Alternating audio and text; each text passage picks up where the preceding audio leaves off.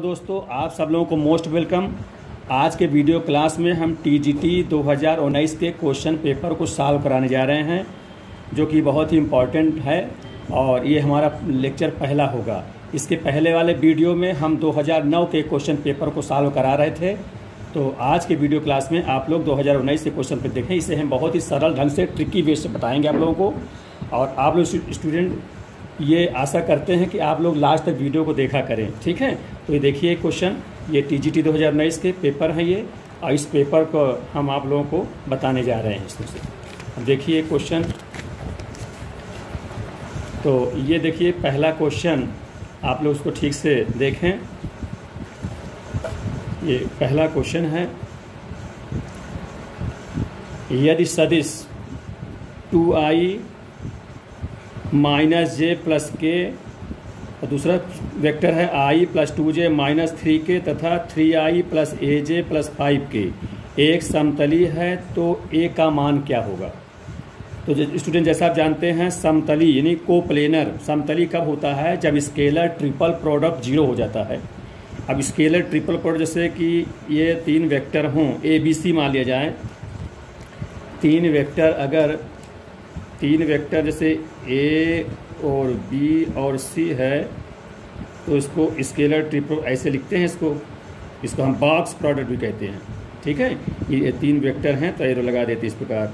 ये होता क्या है, A vector dot B vector cross C vector, इसको ऐसे भी लिखा जा सकता है, ठीक। तो यहाँ पर इसको हम डिटरमिनेंट से करेंगे, तो इसको डिटरमिनेंट से जो ये वेक्टर लिखे हैं, डिटरमिनेंट भर लेंगे, लगा लेंगे इसको, और समतली है तो कितना होता है, ये 0 के बराबर होता है, ठीक। तो यहाँ पर लिखेंगे इसका कितना है, 2 माइनस 1 और के 1 के का गुणन 1 है, फिर ये 1 2 और ये माइनस 3, फिर 3a और ये 5 इज इक्वल टू 0 कर देंगे, ठीक। अब इसको सॉल्व करेंगे तो रो के सापेक्ष करें चाहे कॉलम के सापेक्ष करें, तो 2 टाइम्स रो के सापेक्ष कर रहे हैं, तो ये 5 2 10 हो गया, माइनस माइनस प्लस 3a हो जाएगा, ये माइनस ये प्लस बन जाएगा, है ना, क्योंकि आप जानते हो प्लस माइनस प्लस ऐसे अल्टरनेटिव क्रम में होता है, तो प्लस हो जाएगा, तो ये जाएगा 5, ये कैंसिल 5 जून 5 और 3 3 9 माइनस 9 प्लस 9 हो जाएगा, ठीक है, ये हो जाएगा।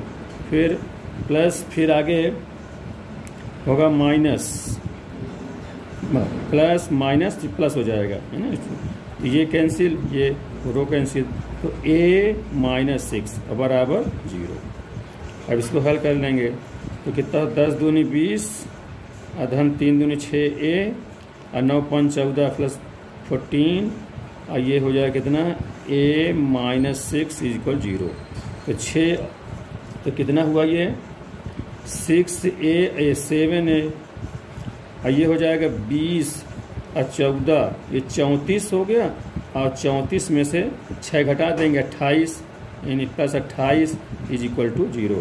तो 7a is equal to minus 28, therefore a is equal 7 चौक 28 माइनस 4, तो ये स्टूडेंट आंसर हो जाएगा, ठीक है, a is equal to minus. तो इस प्रकार से देखें, ये जो पहला जो क्वेश्चन था आपका टीजीटी 2019 का, ये तीन सदिश हैं, अगर कोप्लेनर हैं, समतली हैं, तो a का मान बताना था। इसमें 4 ऑप्शन दिए हुए हैं, देखिए a 1 और b में -2, c में 4, d में -4, तो कौन सा स्टूडेंट, डी ऑप्शन सही होगा, इसलिए डी ऑप्शन सही होगा, ये आर्टिकल लीजिए, ठीक है। तो ये हमारा पहला क्वेश्चन हुआ। अब दूसरा क्वेश्चन देखिए इस प्रकार से। दूसरा क्वेश्चन है स्टूडेंट, एक कण ऊर्ध्वाधर दिशा में, इंग्लिश में भी लिखा हुआ है, इसलिए प्रिंटेड किताब का लिए हुआ हूँ पेपर, जिससे आप लोग को कोई दिक्कत ना हो, सब स्पष्ट दिखता रहे। हिंदी मीडियम वाले स्टूडेंट, इंग्लिश मीडियम में, दोनों प्रकार स्टूडेंट हैं, ठीक है। इसमें जो अलग से जो स्टूडेंट किसी का पेपर आइए उसे लिख के उस पर मत जाइए, उससे लिखा से क्या मतलब है, आप प्रिंटेड अक्षर देखिए इसमें।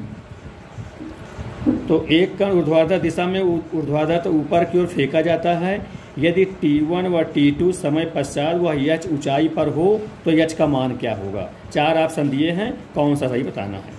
इसको शुरू देखिए आप लोग,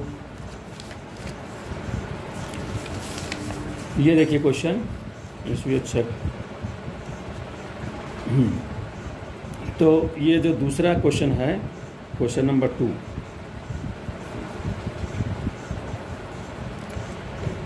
देखिए ऊर्ध्वाधर दिशा में फेंका जा रहा है और तो यच का मान पूछा जा रहा है, टाइम t1 t2 है, तो गति के समीकरण लगाएंगे। अब कौन सा गति का समीकरण लगाएंगे? गति का दूसरा समीकरण, क्योंकि यच है और टाइम दिया हुआ है और ऊपर को जो फेंक रहे हैं तो उसमें क्या रहेगा? प्रारंभिक वेग भी उसमें रहेगा, है ना। तो जैसे अब गति के द्वितीय समीकरण जानते हैं, यच बराबर होता है ut माइनस, क्योंकि ऊपर जा रहा है तो त्वरण के विपरीत है इसलिए माइनस हो जाएगा, तो माइनस हाफ जी टी स्क्वायर, ये फार्मूला होता है। ठीक है, अब इसमें इसको हम द्विघात समीकरण बनाना चाहते हैं, क्योंकि दो टाइम t1 t2 दिए हैं जो कि हमारा अल्फा बीटा दो रूट्स का काम करेगा, तो द्विघात समीकरण से हल करेंगे इसको। तो 2 से मल्टीप्लाई करा दें तो 2h is equal to 2ut minus G T square. ठीक है, अब इसको इधर ला लें लेफ्ट साइड में, तो G T square minus 2ut plus 2h is equal to 0 हो जाएगा। ठीक है स्टूडेंट, अब इसके बाद देखिए, अब क्वाड्रेटिक इक्वेशन हो गया टी में। अब दो रूट्स इसमें जो t1 t2 हैं वो रूट्स मानते हैं। देखिए मूलों का यहाँ गुणा t1 इंटू t2, जैसा आप जानते हैं दो रूट्स जो अल्फा बीटा होता है उनका गुणा क्या होता है? सी वाई ये होता है ना, प्रोडक्ट। इसमें सम क्यों नहीं ले रहे हैं? कि सम में यच नहीं है, क्योंकि यच का मान पूछा जा रहा है, यच इसमें आई नहीं सम में, क्योंकि सम जो होता है माइनस बी बाई ए, मैंने मूलों का योग जो होता है वो माइनस बी बाई ए होता है, तो बी में 2 ही रखेंगे, एच नहीं आएगा, इसलिए मूलों का गुणनफल कर रहा हूँ t1 into t2। Alpha beta ना लिख के वहाँ t1 t2 कह रहे हैं, वो क्या सी बाई ए, तो सी यहाँ पर कितना है? सी यहाँ 2h है, ए कितना है? ए जी है। ठीक है, ये इस प्रकार से लिख देते हैं। अब यहाँ हमको तो h का मान निकालना है, देयरफॉर h निकालना है, तो इसका गुणा करा दीजिए, तो g गुणा हो जाएगा, g का गुणा हो जाएगा, ऊपर चला जाएगा g, और 2 नीचे आ जाएगा, तो ये 2 नीचे हो जाएगा, और t1 t2 is equal to h। ठीक है स्टूडेंट, तो इस प्रकार से ये आंसर हो जाएगा। तो h बराबर कितना, इसको ऐसे लिखते हैं, h बराबर हो जाएगा, h बराबर हाफ जी t1 t2, ये इसका आंसर हो जाएगा। अब जिस नंबर पे पढ़े उसमें टिक कर लेंगे। देखिए इसमें क्वेश्चन में किस नंबर पे है इसका ऑप्शन में? पहले में हाफ जी t1 t2, दूसरे में जी रूट t1 t2 है, और तीसरे नंबर में 2g t1 प्लस t2 है, इसमें कोई नहीं, तो कौन सही होगा? फर्स्ट। ठीक है, फर्स्ट में टिक ला दीजिए, इसका ए ऑप्शन सही होगा। ठीक है, दूसरे क्वेश्चन का ए ऑप्शन इसका सही हो जाएगा। ठीक है, अब आप क्वेश्चन नंबर तीसरा देखें। क्वेश्चन नंबर तीसरा,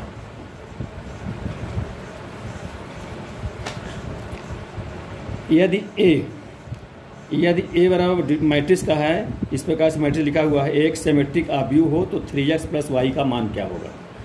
अब इसमें सिमेट्रिक आव्यूह आप जानते हो थर्ड नंबर में कि A I J is equal to A J I same होता है, यानी अगर आई रो है जे कॉलम है तो यहाँ जे रो हो जाए, आई कॉलम है, वो एलिमेंट आपस में समान होते हैं। यहाँ देखिए पहले रो में ये जो है नंबर हमारा 3 प्लस x जो है ये किस में है? ये 1 और 2, 1 2 का है, यहाँ पर कौन 2 1 का हो जाएगा, तो ये 1 2 ये दोनों सेम रहेंगे, है ना, क्योंकि ये किस नंबर पर होगा? A1 2, ये जो A21 सेम रहेगा। यहाँ बराबर कर दे, पहला रो और दूसरा कॉलम, यहाँ पहला दूसरा रो हो जाएगा, पहला कॉलम हो जाएगा।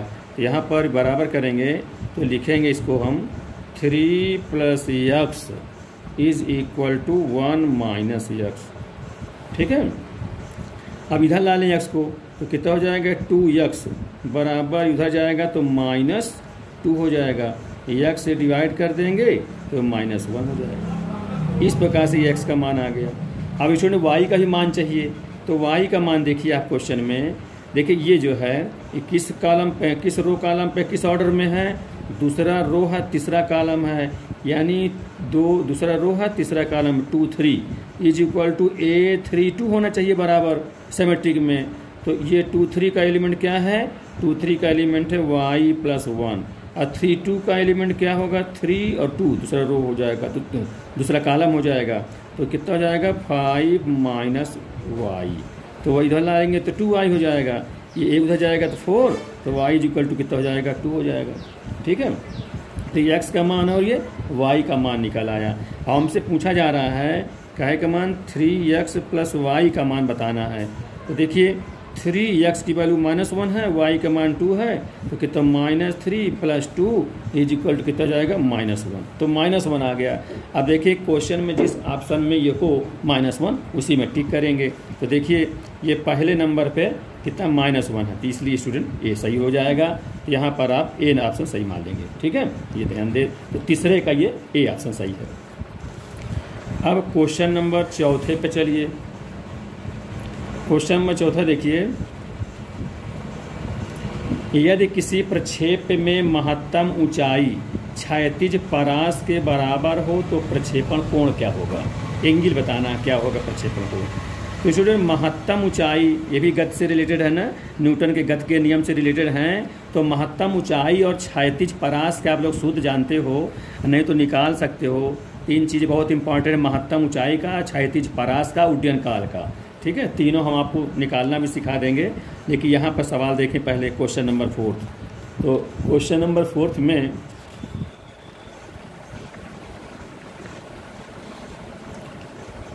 देखिए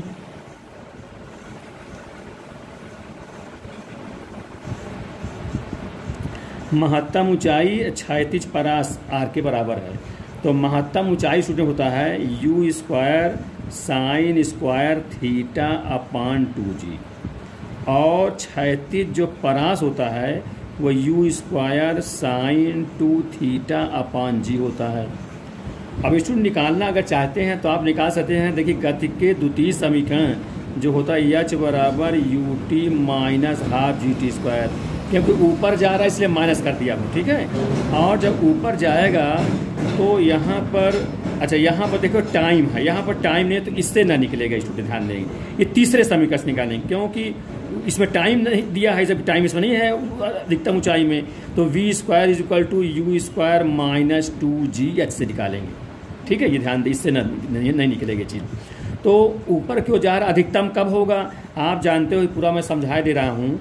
अधिकतम ऊंचाई जैसे यहाँ चल रहा है तो यह प्रक्षेपण कोण थीटा मान लिया, अधिकतम ऊंचाई ये h मान लेते हैं। अधिकतम तब माना जाएगा जब ये ऊपर के वर्टिकल वेग जो v होगा या vy वो 0 हो जाए, आगे की ऊंचाई ऊपर ना उठे तभी नीचे उतर पाएगा। इसको क्षैतिज परास कहेंगे, ठीक है, क्षैतिज परास होगा। तो इसलिए स्टूडेंट अधिकतम ऊंचाई में क्या होगा, v 0 हो जाएगा और u क्या हो जाएगा, ऊपर जाएगा तो u sin थीटा रहेगा। ऊर्ध्वाधर घटक को क्या कहते हैं, क्षैतिज घटक को u sin थीटा और ऊर्ध्वाधर घटक को u क्षैतिज घटक को u cos थीटा और ऊर्ध्वाधर घटक को u sin थीटा कहते हैं, ठीक है। यहाँ रख करके निकाल लेंगे। तो ये कैसे निकलेगा, अब ये देखिए यहाँ ये 0 हो गया और u के स्थान में u² sin² थीटा कह देंगे, -2gh कह देंगे। ये इधर आ जाएगा तो h बराबर हो जाएगा कितना, u² sin² θ/2g, ठीक है। इस प्रकार से निकाल लेंगे। इसी प्रकार से परास के लिए देखें, परास जैसा जानते हो r दूरी होता है, तो वेग बराबर दूरी बटा समय, तो दूरी बराबर वेग गुणते समय होता है।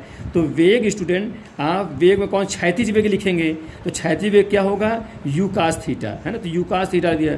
और समय में कौन, उड्डयन काल होगा। उड्डयन काल क्या होता है, 2u sin θ/g। और उड्डयन काल भी निकाल सकते हो गति के प्रथम समीकरण से, v बराबर u + at से वो भी निकल जाएगा। तो यहाँ गुणा करा दें तो u मिलकर u² आ हो जाएगा sin2 θ/g। इस प्रकार से r निकल आता है। तो ये r का मान, ये h का मान दोनों यहाँ रख के हल करेंगे। तो देखिए फिर क्वेश्चन यहाँ पर आगे, ये तो u² c² कट जाएगा और g से g भी कट जाएगा। तो ये जो sin² थीटा तो लिखा है /2 है, यहाँ पर जो sin2 थीटा है इसको हम तोड़ लेंगे तो क्या हो जाएगा, 2 sin theta × cos theta.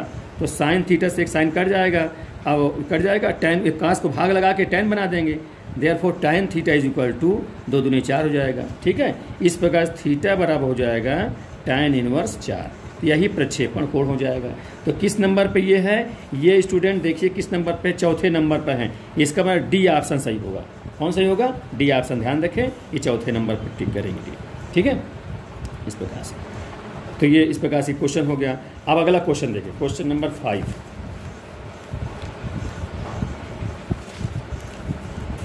Question number 5 में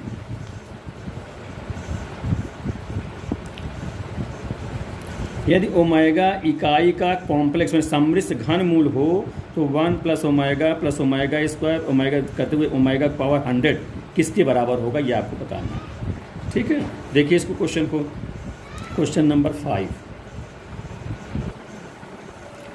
अब स्टूडेंट 1 प्लस ओमेगा स्क्वायर इस प्रकार से ओमेगा टू पावर 100 तक है। अब आप देखें इसमें कितने टर्म हैं और किस सीरीज का है। तो देखिए स्टूडेंट, ये पहले बार टर्म देखें, यहाँ से देखें अगर 1 2 से लेकर 100 तक है, एक टर्म और है, इसका मतलब इसमें जो नंबर है n है वो 101 पद हैं इसमें। अब प्रथम पद एक वो है, एक ही है, और प्रथम पद एक है। और ध्यान दें इसमें स्टूडेंट, ये कौन सा AP है कि GP है, तो स्टूडेंट GP है ना, क्योंकि अगले में पहले को भाग कराऊंगा तभी मिल पाएगा, घटाने से तो मिलेगा नहीं। तो यहाँ जो कॉमन रेशियो जिसे कहेंगे R, वो ओमेगा हो जाएगा कॉमन रेशियो। इसका मतलब गुणोत्तर श्रेणी के फार्मूला लगा दीजिए, योगफल का सूत्र बन जाएगा। तो जैसे जानते हैं SN बराबर होता है A into R to power n minus 1 बटे R माइनस 1 फार्मूला होता है। इसमें रख दीजिए, A यहाँ 1 है, R यहाँ ओमेगा है, अब पावर यहाँ 1 से 1 पद हैं, -1 डिवाइड बाई R यानी ओमेगा माइनस 1। ठीक, अब ये 1 से, आप जैसे जानते हो स्टूडेंट ओमेगा क्यूब का मान क्या होता है, 1 होता है ना, ये जानते हैं। और एक ये भी जानते हैं 1 plus omega square equal to 0 होता है। तो यहाँ इसको 3 के फैक्टर में तोड़ लिया जाए तो कितने में टूट जाएगा, ये हो जाएगा ओमेगा टू पावर क्यूब 3 करेंगे और इंटू 33 तरीक 99 और 2 और हो जाएगा, इंटू ओमेगा स्क्वायर कर देंगे। ठीक है, अब -1 डिवाइड बाई ओमेगा -1 हो जाएगा। अब ये ओमेगा क्यूब है, इसका मान तो 1 होगा, 1 पर जितना पावर होगा सब 1 ही हो जाएगा, तो कितना बचेगा ओमेगा स्क्वायर -1 अब बटे ओमेगा -1, ये बच जाएगा, ये तो 1 हो जाएगा क्योंकि जानते हैं एक बताएं इसका मान। अब इसको तोड़ लेंगे तो क्या हो जाएगा omega +1 into omega -1 divide by omega -1, ये cancel out is equal to omega +1, ये आंसर हो जाएगा। ठीक है स्टूडेंट, अब देखें किस नंबर पर ये ओमेगा प्लस B नंबर पर है, इसका ऑप्शन B सही होगा। ठीक है, 5वें का B। ठीक है स्टूडेंट, समझ में आ रही सारी बातें, ध्यान से समझें, बहुत अच्छे प्रश्न हैं। इस प्रकार से आप ध्यानपूर्वक पढ़ेंगे, लास्ट तक वीडियो देखेंगे, सारी बात आपको समझ में आ जाएगी और निश्चित रूप से आप लोग जो है इस बार के कॉम्पिटिटिव एग्जाम में निश्चित सफलता हो जाएंगे। क्योंकि इस बार देखिए वो इंटरव्यू भी समाप्त हो गया है, अब सीधे 500 नंबर का क्वेश्चन है, अब पूरा इंटरव्यू समाप्त है, तो आसानी पूर्वक है, बहुत ही आसान तक इस सफलता मिल सकती है। ध्यान दें, क्वेश्चन नंबर 6, क्वेश्चन नंबर 6 देखिए।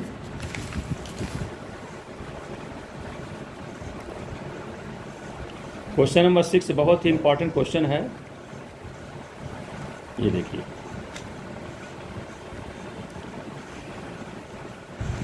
एक अर्धवृत्ताकार पट्टिका जिसका अर्धव्यास A है का सेंटर ऑफ ग्रेविटी यानी गुरुत्व केंद्र क्या होगा, ये आपको बताना है स्टूडेंट, है ना। तो अब इसमें 4 ऑप्शन दिए हुए, देखिए 1 2 3 4, कौन सा सही होगा। तो स्टूडेंट वैसे इसको हम ट्रिकी वे में समझाएंगे तो उसका आंसर ये हो जाएगा, लेकिन पूरा इसका बेसिस सिस्टम से सिद्धांत समझा देंगे तो आपको हमेशा काम देगा। हो सकता है अर्धवृत्ताकार पूछा जा रहा है, गोले में पूछ लिया जाए, शंकु में पूछ सकता है, सेंटर ऑफ ग्रेविटी बेलन में पूछ सकता है, तो किसी भी पूछे सबके लिए काम करेगा। ठीक है, तो हम एक फार्मूले के द्वारा आपको पूरा निगमन कराएंगे। देखिए इसको ठीक से पहले, अब ये क्वेश्चन मैं बताने जा रहा हूँ। देखिए अर्धवृत्ताकार पट्टिका है, तो अर्धवृत्ताकार पट्टी बना लिया जाए इस प्रकार से, मूल बिंदु इसको x एक्सिस इसको y एक्सिस मान लेते हैं। अब इसमें अर्धव्यास उसका A है, तो ठीक है, इसको पूरा ये व्यास अर्धव्यास बने ये होगा, तो नीचे वाला माइनस से हो जाएगा, नीचे है तो इसकी मैं लोअर लिमिट -A से अपर लिमिट A तक इंटीग्रेशन से बताऊंगा, तो लोअर अपर लिमिट बता चलता हूँ इस प्रकार से। और ये भी उसके रेडियस का काम करेगा, ये भी होगा इतना पूरा। अब स्टूडेंट इसको एक पट्टी मान चलते हैं, मान लीजिए एक पट्टी इसमें लाने, एक प्रकार से एरिया, छोटी से एक सूक्ष्म एरिया है ये। ठीक है, तो इसका ये भाग कितने के बराबर हो, ये भाग ऊपर के उठ रहा है तो छोटा सा भाग है dy के बराबर होगा, और इसकी जो लेंथ ये कहेंगे ये x में, चूँकि x एक्सिस में है इसलिए x बताऊंगा, इसको कहूँगा। तो इसका सेंटर ऑफ ग्रेविटी g कहें या इसी को हम x बार कहें, इसके लिए फार्मूला ये है इंटीग्रेशन लोअर लिमिट -A से upper limit A into x बार। अगर यक्स एक्सिस के एलॉन्ग हो तो, अगर वाई से एलॉन्ग है तो वाई बार कह देंगे वहाँ पर, into D A. D A मतलब एरिया, सूक्ष्म एरिया है। अब total divide by complete area, जो अर्धवृत्त की टोटल एरिया हो वो लिख दिया, उसको ए मान लिया गया है। ये फार्मूला है इंटीग्रेशन माइनस ए से ए यक्स बार, अगर यक्स एक्सिस में हो और वाई एक्सिस में होता तो Y bar D A divide by A, total area A. ये इसका फार्मूला सेंटर ऑफ ग्रेविटी निकालने का, ठीक है। तो देखिए अब इसको हल करने की तरीका। अब देखो यक्स बार क्या होगा, यक्स बार स्टूडेंट ध्यान दें, यक्स बार जो होगा, यक्स बार वो होगा यक्स बाई 2। उसका रीजन ये है कि ये एक्स एक्सिस पर उसके मध्य में होता है, जब मध्य में होता है तो उसमें उसका आधा कर देते हैं, तो यक्स बार होगा एक्स बाई 2 हो जाएगा। और जो एरिया होगा, एरिया कितने के बराबर होगा, देखिए अर्धवृत्त है तो अर्धवृत्त क्या होता है, पाई, यहाँ रेडियस ए माना गया है तो पाई ए स्क्वायर बाई 2 हो जाएगा, एक काम करेगा। और स्टूडेंट डी ए क्या होगा, ध्यान दे, डी ए मतलब क्षेत्रफल ही होता है, लंबाई गुणित चौड़ाई। तो यहाँ पर लंबाई एक्स हो जाएगा और चौड़ाई जो पट्टी छोटी से मान लिया हूँ ऊपर है इसलिए डी वाई कहा, अगर वाई पैरेलल होता तो डी एक्स हो जाता, तो ये हो जाता कितना, डी वाई हो जाएगा। तो डी ए हो कितना, एक्स डी वाई हो जाएगा, ठीक है। अब इन मानों को इसमें फार्मूला रख के हल करता हूँ, देखिए इसको फिर। तो centre of gravity G is equal to minus A से प्लस ए, यक्स बार को क्या लिख दिया, एक्स बाई 2, और डी ए को मैं क्या लिख दूंगा, X D Y divide by total area अर्धवृत्त का वो क्या होता है, पाई ए स्क्वायर बाई 2 होता है, इज इक्वल टू। अब यहाँ देखिए 2 से 2 तो कट जाएगा, ठीक है। अब ये इंटीग्रेशन माइनस ए से प्लस ए, यक्स यक्स ये यक्स है तो यक्स यक्स मिल के यक्स स्क्वायर हो जाएगा इंटू डी वाई, है ना। ये बटे पाई ए स्क्वायर ये बाहर कर देंगे तो 1 अपान रहेगा, 1 अपान पाई ए स्क्वायर, क्योंकि नीचे है तो पाई ए स्क्वायर ये हो गया, ठीक है। अब स्टूडेंट एक्स स्क्वायर का मान निकालना है क्योंकि वाई के रिस्पेक्ट में बताना इंटीग्रेशन। तो जैसा आप जानते हो स्टूडेंट, सर्किल का सूत्र क्या होता है, सर्किल का formula X square plus Y square बराबर ए स्क्वायर, रेडियस का स्क्वायर होता है। तो यहाँ हम एक्स स्क्वायर निकाल लें, देयरफॉर एक्स स्क्वायर बराबर हो जाएगा ए स्क्वायर माइनस वाई स्क्वायर हो जाएगा। ये मान उठा के यहाँ रखेंगे तो क्या होगा, देखिए फिर कि हो जाएगा 1 upon pi A square integration minus A से प्लस ए, और एक्स स्क्वायर में लिखेंगे A square minus Y square into D Y, ठीक है। ये हो गया। अब इसको हल करेंगे 1 अपान पाई ए स्क्वायर। अब इसमें देखिए ये आपका जो फलन है ए स्क्वायर माइनस वाई स्क्वायर, ये सिमेट्रिकल फंक्शन है, यानी सममित फलन है। वाई में अगर मैं माइनस रख दूं, माइनस वाई कर दूं होल स्क्वायर तो यही आएगा, तो निगेटिव नहीं आ पाएगा, सममित फलन है। और सममित फलन में आप इंटीग्रेशन जानते हैं, अगर माइनस एस रहता है तो वो 0 से हो जाता है और 2 लग जाता है, 2 टाइम्स हो जाता है। तो क्या हो जाएगा, 2 times of 0 to A square minus Y square D Y. ये आप जानते हो ना स्टूडेंट, सममित फलन में यही ऑड फंक्शन होता तो पूरा मान माइनस ए से प्लस इंटीग्रेशन का पूरा मान 0 हो जाता है ना। और सममित फलन है तो माइनस हट करके 0 से हो जाता है और 2 मल्टीपल हो जाता है, 2 टाइम्स हो जाता है, ये हो जाएगा। अब इसको आगे हल करेंगे, ये होगा student 2 upon pi A square. अब इसका इंटीग्रेशन करते चलेंगे तो ए स्क्वायर कितना हो जाएगा, ए स्क्वायर कांस्टेंट है और वाई के रिस्पेक्ट में तो वाई हो जाएगा, ठीक है। अब माइनस वाई स्क्वायर कितना हो जाएगा, वाई 3 अपान 3, और लिमिट लगा देंगे कहाँ से कहाँ तक, 0 से ए तक, ठीक है, इज इक्वल टू, तो कितना हुआ 2 अपान पाई ए स्क्वायर, ठीक। यहाँ अपर लिमिट रखेंगे तो कितना हो जाएगा, वाई में रखेंगे तो ए क्यूब हो जाएगा, यहाँ भी रखेंगे तो ए क्यूब बटा 3 हो जाएगा, और लोअर लिमिट जब 0 रखूँगा तो पूरा मान 0 हो जाएगा, उसको नहीं लिख रहे हैं, ये हो जाएगा, ठीक है स्टूडेंट।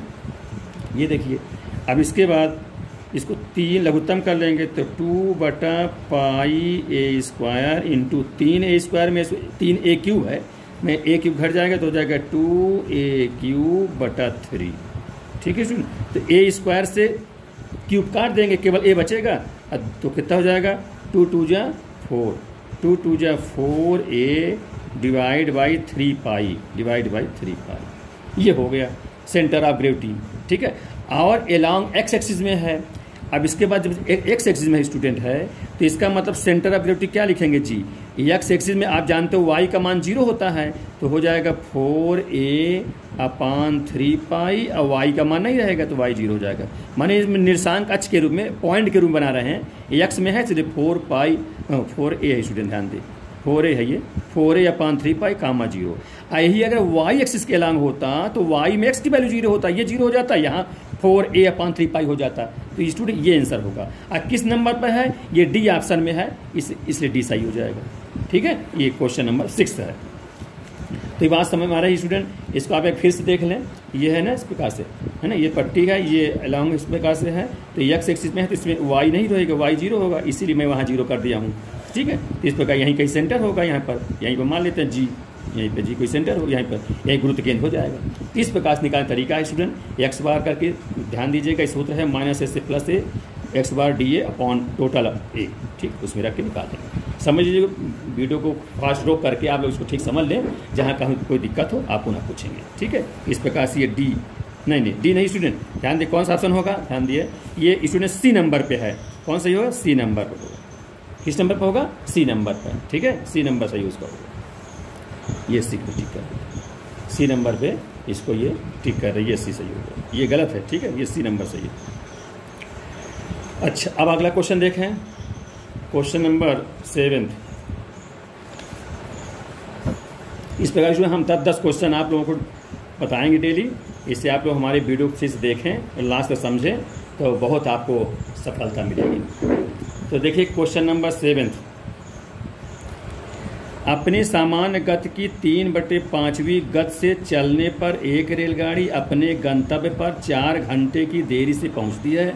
सामान्य गति से यात्रा करने में उसे कितना समय लगेगा। हिंदी में भी है, इंग्लिश में भी वर्जन, दोनों वर्जन है, इसीलिए हम पेपर सॉल्व कराएं, लिख के क्वेश्चन नहीं बता रहे हैं स्टूडेंट। भाई इसके पहले हम लिख के क्वेश्चन बताते थे, अब हम पेपर से आपको बता रहे हैं, लड़के से पेपर ले लिए हैं और उसी में कर लें। जहाँ थोड़ी बहुत अगर गलती सलती कुछ लड़के लिखे हैं उसमें मत जाइएगा, आप केवल हमारा राइटिंग देखिए, आंसर देखिए। ठीक है, 7th नंबर,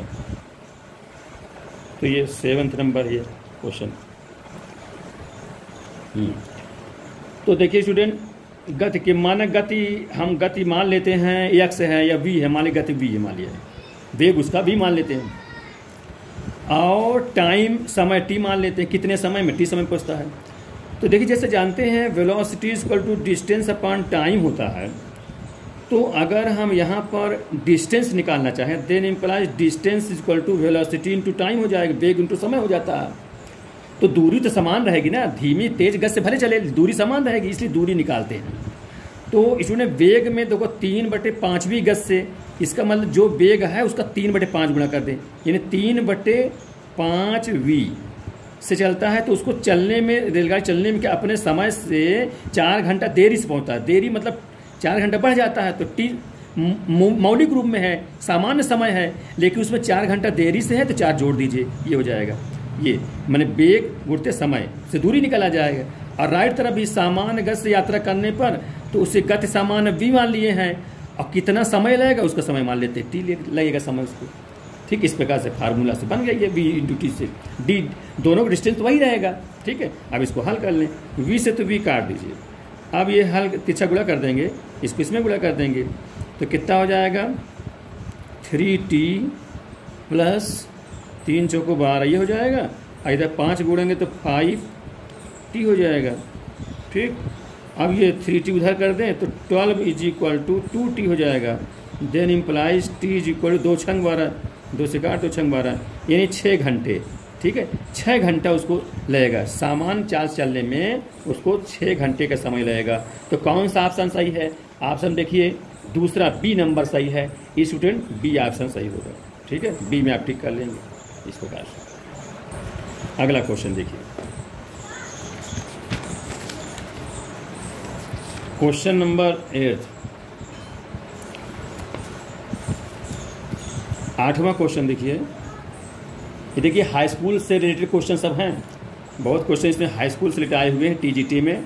आप लोग थोड़ा सा मेहनत कर लेंगे तो मेरा पूरा उम्मीद है, विश्वास है कि निश्चित सफलता इस बार की टीजीटी में जरूर सफलता मिल जाएगी। एक 75 मीटर लंबी रेलगाड़ी है जो 20 किलोमीटर प्रति घंटे की चाल से चल रही है। प्लेटफार्म पर खड़े व्यक्ति को पार करने में कितना समय लगेगा, ये भी है। अब देखिए स्टूडेंट, जैसे रेलगाड़ी है ना, तो आप जानते हो सीधे फार्मूला लगा दीजिए, और प्लेटफार्म में एक आदमी खड़ा है, आदमी को पार करना है, तो आदमी की चौड़ाई को नथिंग मानते हैं। यही किसी प्लेटफार्म को पार करना होता तो रेलगाड़ी अपनी लंबाई प्लस, जैसे रेलगाड़ी ये है, ये मान लो प्लेटफार्म है, तो रेलगाड़ी की लंबाई यल है और इसकी लंबाई x है। अगर प्लेटफार्म को पार करना होता तो रेलगाड़ी कब पार कर पाएगी प्लेटफार्म को, जब रेलगाड़ी प्लेटफार्म के आगे निकल जाएगी, यहाँ हो जाएगा तब। तो अपनी लंबाई ये यानी यल प्लस x इतनी लंबाई पार करेगी, माने चलेगी वो रेलगाड़ी, तब जाकर करेगी। अब यहाँ पर तो एक खंबा हो या आदमी खड़ा है, तो इसको पार करने में वो केवल अपनी लंबाई तय करेगा, क्योंकि इसकी तो कोई चौड़ाई होती नहीं है, नथिंग है, मतलब इसकी लंबाई की अपेक्षा, इसकी लंबाई की अपेक्षा। तो सीधे आप फार्मूला रख दीजिए, क्योंकि आप जानते हो समय पूछा, समय जी कितना हो जाएगा, समय हो जाएगा डिस्टेंस अपॉन वेलोसिटी, है ना। और डिस्टेंस कितना है, 75 मीटर है, वेलोसिटी कितना है, 20 किलोमीटर पर आवर है। इसको मीटर पर सेकंड बदल लें तो कितने से गुणा करेंगे, 5/18 से। ये तो आपको पता होगा स्टूडेंट, किलोमीटर प्रति घंटा से आप समझे से किलोमीटर पर आवर लिखा है, और हम मीटर पर सेकंड बदलना है, तो ये छोटी यूनिट है, छोटी इकाई में ले चलना है। तो जब छोटी इकाई में चलना है तो समझिए छोटा अंक भी रहना चाहिए। इस प्रकार समझे तो आप सही रहेगा, ध्यान रहेगा। तो 5/18 से गुणा कराएंगे, क्योंकि 5/18 से भाग करूंगा तो छोटा आ जाएगा। इसी में अगर मीटर पर सेकंड दिया होता, अब किलोमीटर पर आवर घंटा निकालना होता, तो कितने से गुणा करते स्टूडेंट, बड़े में लाना है तो बड़ा अंक चाहिए 18/5 से। तो ये ट्रिक सोचे रहेंगे, इसमें जब किलोमीटर में लाना होता तो 18/5 से, और मीटर पर सेकंड में लाना है तो 5/18 से, छोटा लाना है तो छोटा अंक चाहिए, इसलिए 5/18 से गुणा कर रहा हूँ। तो इसको हल कर लीजिए बस। तो इसको काट दीजिए 5 से, या सीधे 20 पंचे 100, और एक बार उधर कर लीजिए, चलो जैसे काटना काट दीजिए। 5 से काटेंगे तो 5 × 9 5, और ये 5 25 हो जाएगा, 5 चौको 20 हो जाएगा, ठीक है। अब इधर ही मान लीजिए 5 × 9 5, 5 तहीं 15 से कर दीजिए, तो ये 3 ये हुआ, 18 ऊपर चले जाएगा, 2 से नहीं काट रहा हूँ 18, तो 18 का कितना हो जाएगा, 18 का 54, और बट्टे कितना हो जाएगा 4, ठीक है। तो ये हो जाएगा, अभी तो काट 2 से काट दीजिए, 2 दूनी 4, 2 दूनी 4, 2 सत्ते 14, यानी कितना 27/2, इसका मतलब 2 × 9 2 3 6, तो 13.5 सेकंड, इतने में जाके वो रेलगाड़ी जो है उस व्यक्ति को पार कर ले जाएगी। 13/5 कौन सा सही होगा, सी नंबर सही होगा, तो सी इसका सही कर दीजिए, सी ऑप्शन सही होगा, ठीक है स्टूडेंट। इस प्रकार ध्यान दीजिएगा। तो डिस्टेंस अपॉन वेलोसिटी 5/18 से मल्टीप्लाई किलोमीटर दिया था, गुणा करके हल कर लिया, आंसर आ गया, ठीक। अगला ये तो मैं समझा रहा हूँ, समय लग रहा है, सिर्फ 10 सेकंड का क्वेश्चन है, ये बहुत ही आसानी से कर लेंगे। क्वेश्चन नंबर 9 देखिए। क्वेश्चन नंबर 9 में है ये क्वेश्चन, देखिए 3 पासे हैं,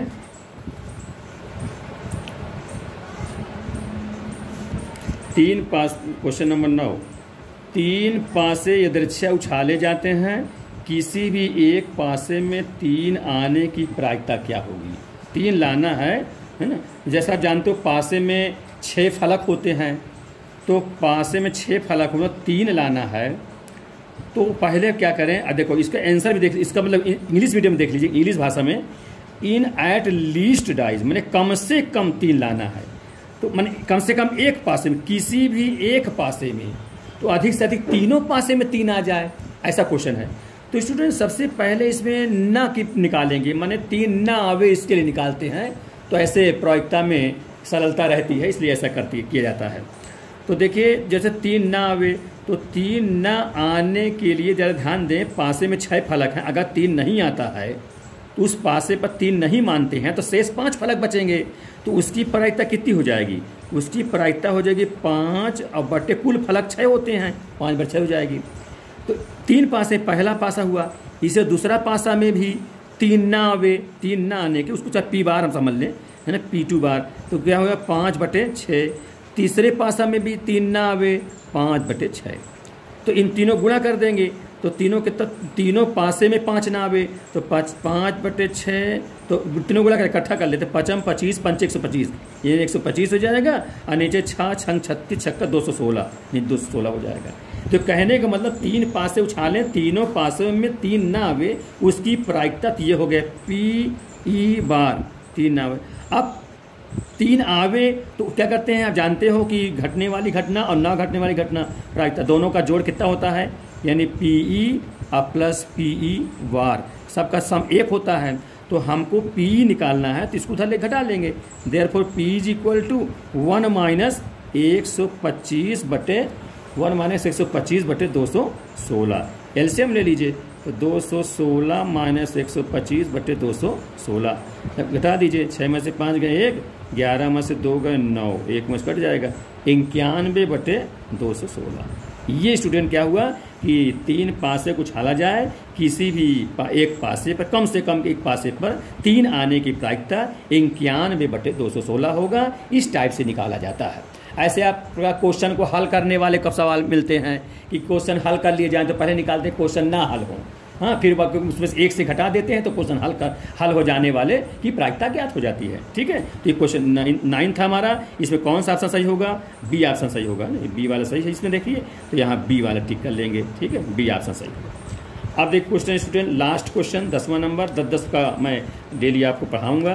पहला पार्ट है हमारा ये, उसको देखिए। क्वेश्चन नंबर 10,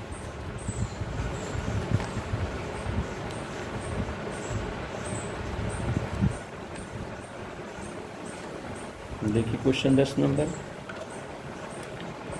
तो ये क्या सवाल है, यदि 10 निरूपणों का 15 से मापन करने पर विचलनों का बीजीय योग 7 है तो माध्य क्या होगा, माने मीन क्या होगा, ये आपको बताना है। इंग्लिश भाषा में लिखा हुआ, दोनों आप दे सकते हैं, है ना, जिसको जिसमें समझ में आवे। तो स्टूडेंट ध्यान दें क्वेश्चन को। इसके लिए जैसे 10 क्या निरूपण माने उसे ऑब्जर्वेशन यानी प्रेक्षण। अब 15 से मापन करने विचलन माने एक सब्ट्रैक्शन घटाना, उसको इंग्लिश में डेविएशन कहते हैं। 15 से विचलन लेना है और 10 प्रेक्षण है, ऑब्जर्वेशन है, और उसका बीजीय योग सम मैंने सब प्रकार से जोड़ जो था प्लस करते हुए, प्लस या माइनस करते हुए सम जो उसका आवे वो 7 है। तो उसका मीन क्या होगा आपको बताना है। तो क्या फार्मूला रहेगा, समेसन यानी जोड़ लिख देते हैं, एक्स आई माइनस 15 से विचलन है तो माइनस 15 कर देते हैं। और कितने निरूपण हैं 10, ऐसे कैसे लिखे, आई बराबर 1 से 10 तक इस प्रकार मान लेते हैं। ठीक है स्टूडेंट, इस प्रकार से कहते हैं। और इनका सम कितना, विचलनों का बीजीय योग ये 7 है तो 7 के बराबर कर देता हूँ। ठीक है, अब इसको 1 से लेकर 10 तक आई में रखते जा रहे हैं और इस प्रकार से सीरीज बन जाएगी। 1 से लेकर 10 तक के आंकड़ों का प्रेक्षण मिल जाएगा, सम मिल जाएगा। तो x1 माइनस 15, फिर आगे फिर x2 माइनस 15, इस पर कहाँ तक जाएगा, x10 minus 15 is equal to 7। ठीक, तो ये क्या हो जाएगा, x1 प्लस x2 करते 10 आंकड़े जो हैं उनका सम मिल जाएगा। आई 15 15 15 कितने बार जाएंगे, ये 15 10 बार होंगे तो 15 दाम 150 हो जाएगा इज इक्वल टू 7। ठीक है, अब ये 150 को राइट साइड कर देंगे, ये हो जाएगा x1 प्लस x2, आगे बढ़ा सकते हैं x3, कहाँ तक जाएगा सम, ये जाएगा x10 10 तक, 10 ऑब्जर्वेशन है 10 प्रेक्षण, कितना हो जाएगा, उधर हो जाएगा 157 हो जाएगा 157। तो 1 से लेकर 10 ऑब्जर्वेशन है या निरूपण है या प्रेक्षण है, इनका जो सम आया 157 आ गया है।